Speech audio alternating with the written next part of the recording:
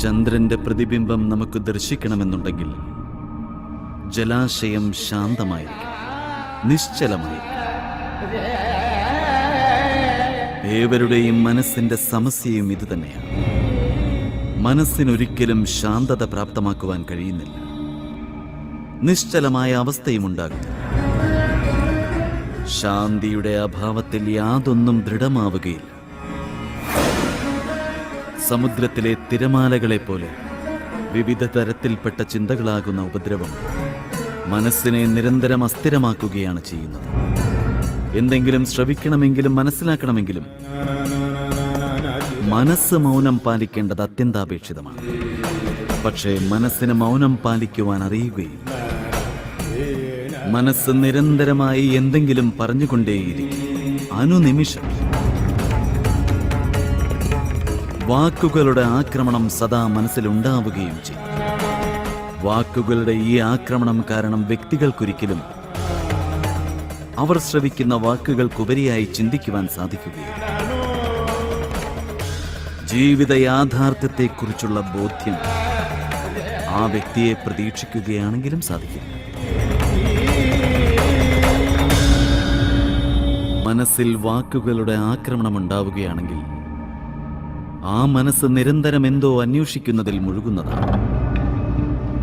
ചിലപ്പോൾ ശാസ്ത്രങ്ങളിലും മറ്റു ചിലപ്പോൾ പർവ്വതങ്ങളിലും സമുദ്രതീരങ്ങളിലും അന്വേഷിക്കാറുണ്ട്.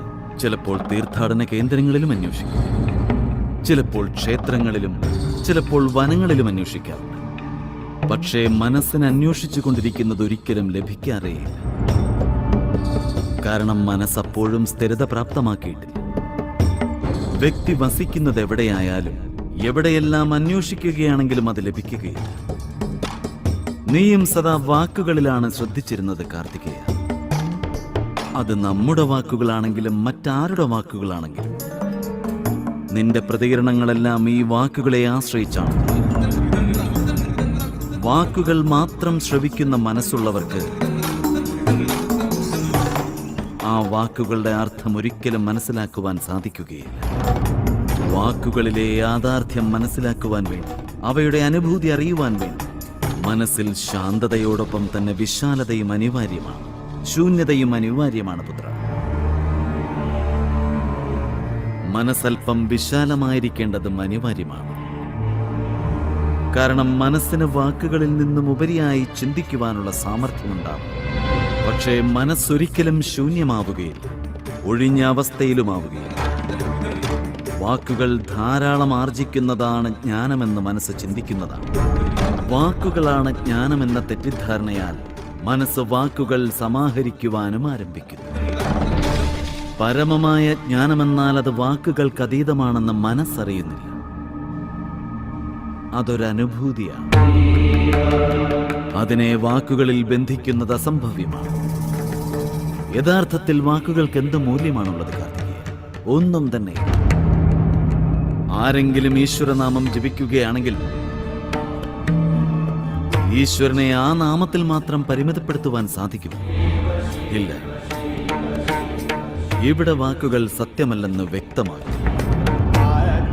സത്യമായത് ഈ വാക്കുകളിൽ അടങ്ങിയിരിക്കുന്ന അനുഭൂതി മാത്രമാണ്. അഥവാ വാക്കു തന്നെയാണ് സത്യമെങ്കിൽ ഭോജനമെന്ന വാക്കിലൂടെ തന്നെ വ്യക്തിയുടെ വിശപ്പ് ശമിക്കുമായിരുന്നു. അതിനാൽ വാക്കുകൾക്ക് യാതൊരു മഹത്വവുമില്ല പുത്ര. ആ വാക്കുകളുമായി ബന്ധമുള്ള അനുഭൂതിക്ക് മാത്രമാണ് മഹത്വമുള്ളത്.